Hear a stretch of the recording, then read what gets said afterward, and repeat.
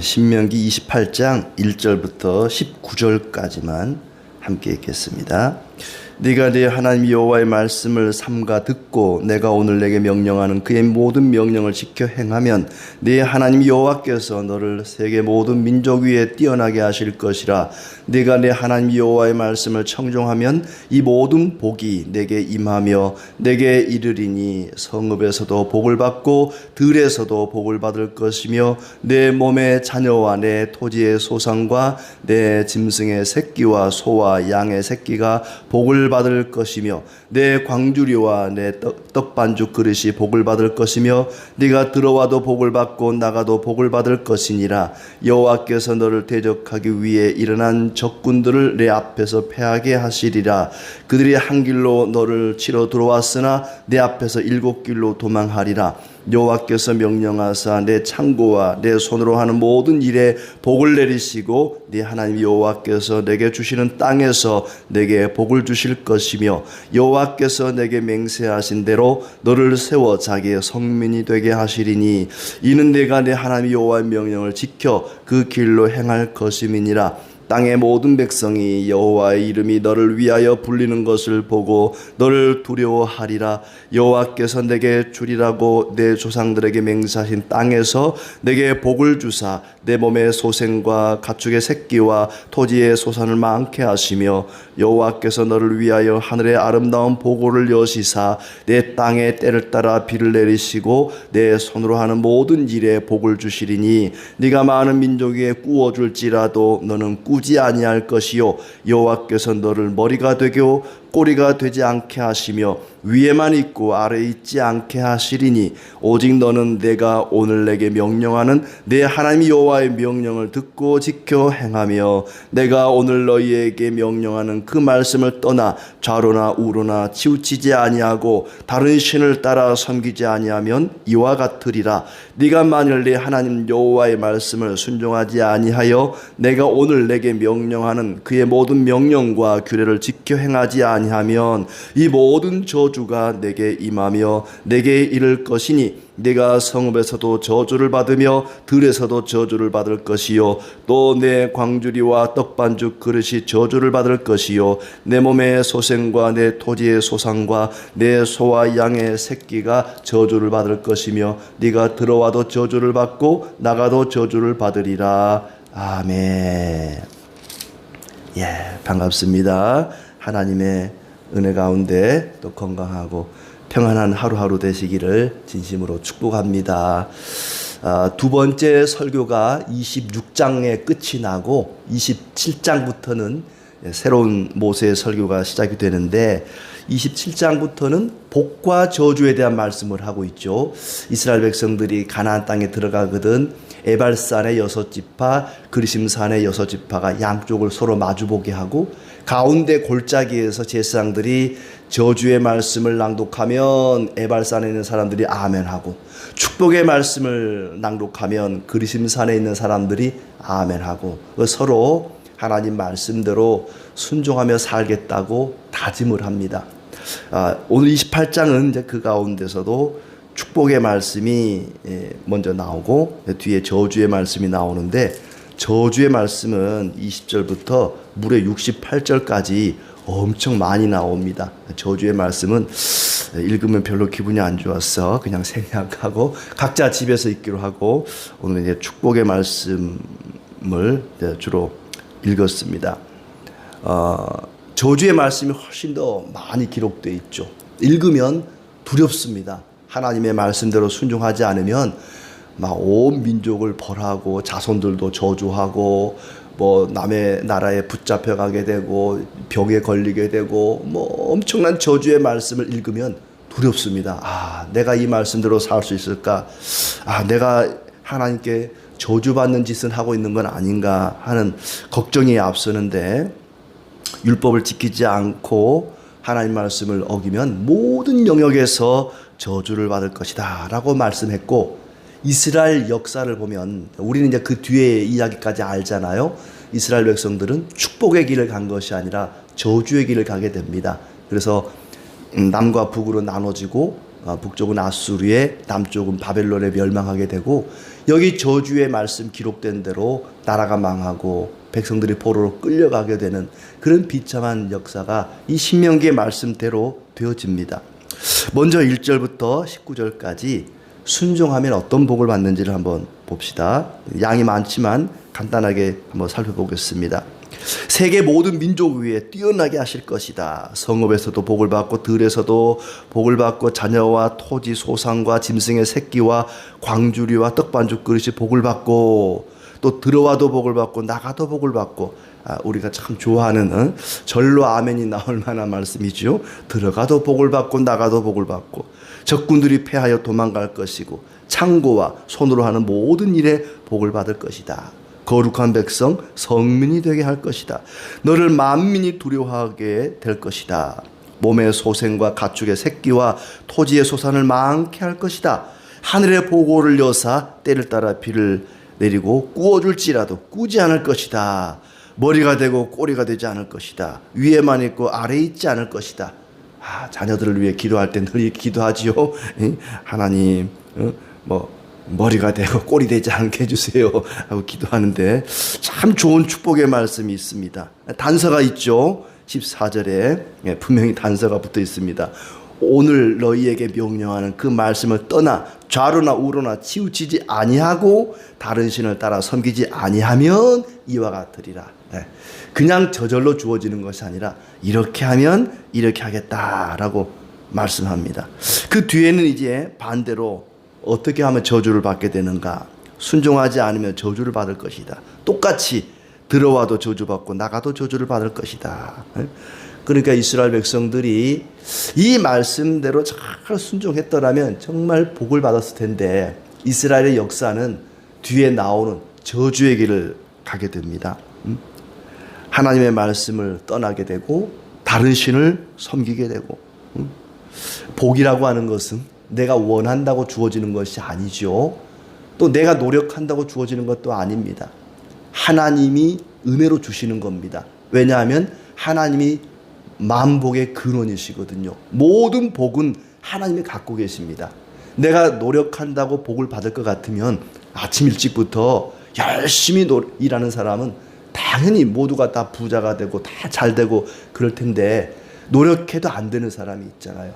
아무 노력 안 하는데도 여기 나오는 이런 복을 받는 사람도 있지 않습니까?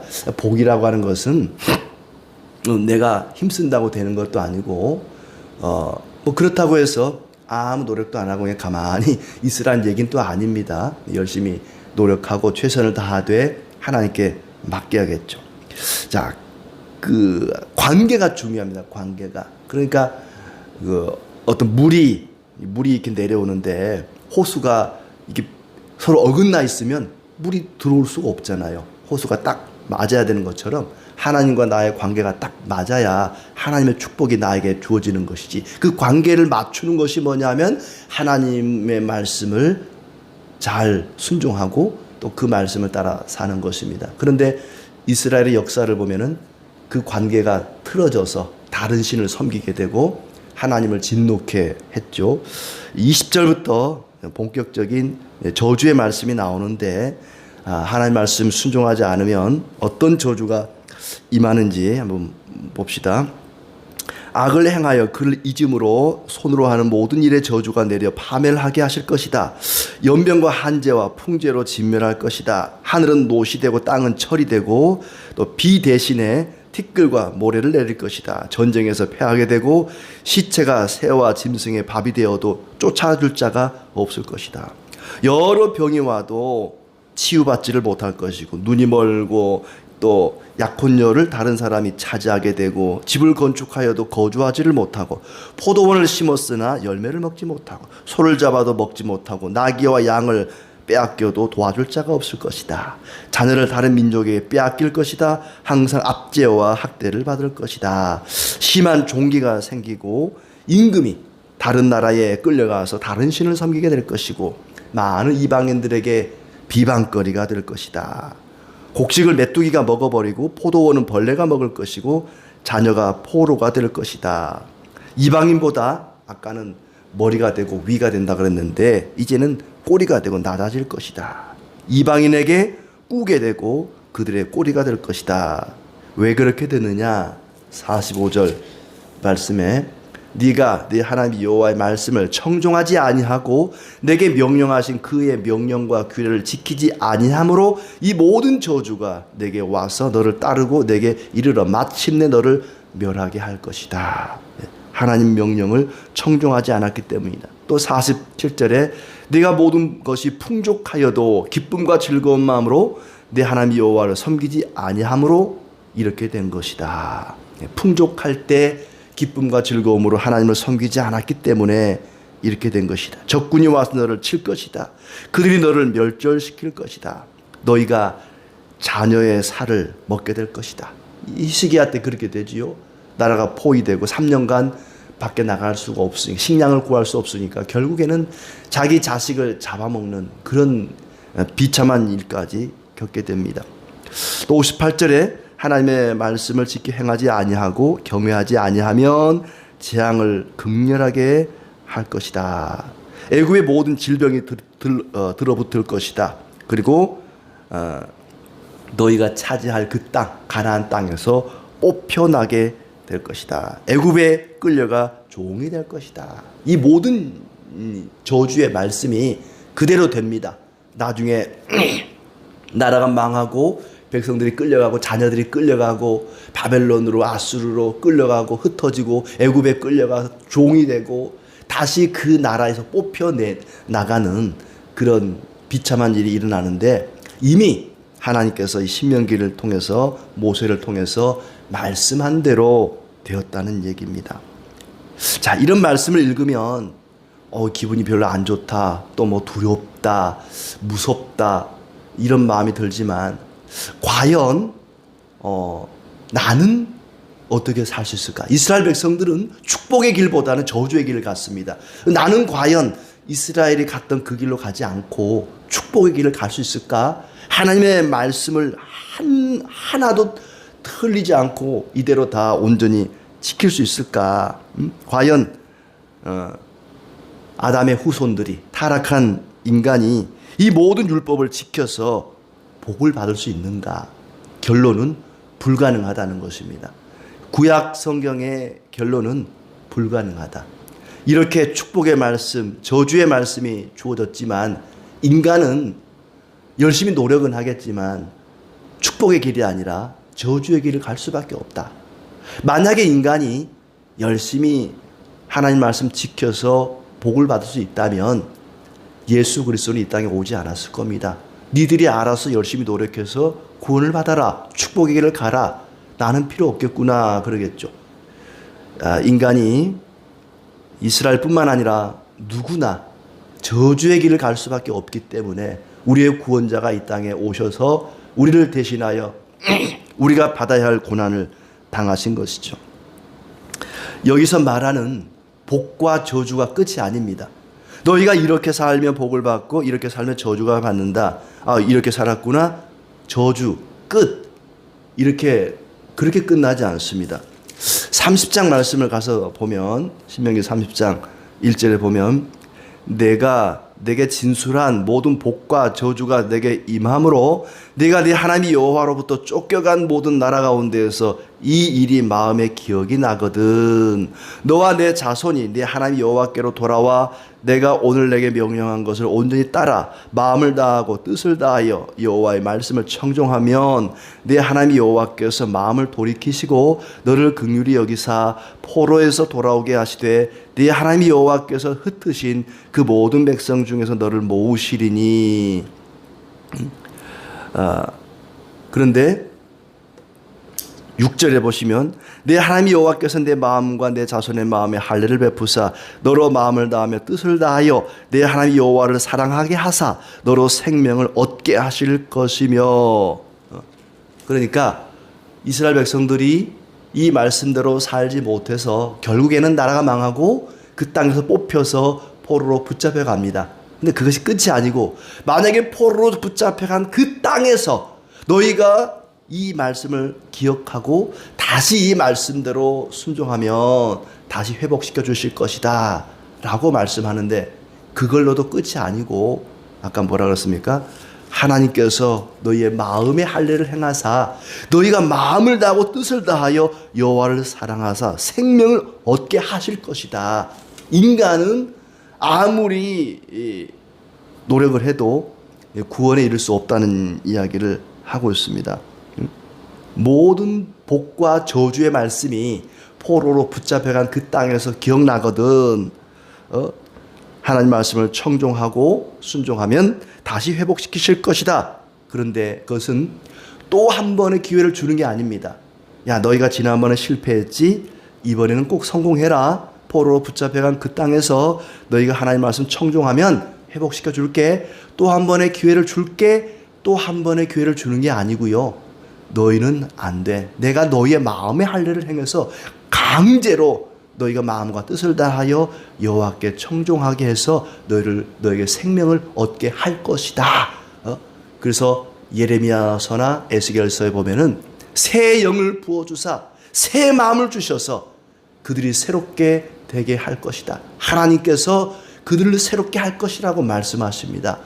그들이 다시 한번 기회를 얻어서 말씀 순종하면 복을 얻는다는 것이 아니라 하나님은 이미 아셨습니다. 그들이 실패할 걸 아셨습니다. 하나님은 우리가 실패할 걸 아십니다.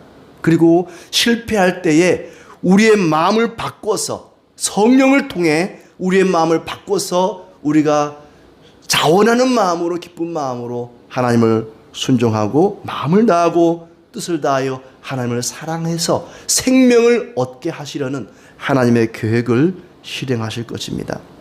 하나님은 잘하면 복을 주시고 못하면 벌을 주시는 그런 분이 아닙니다.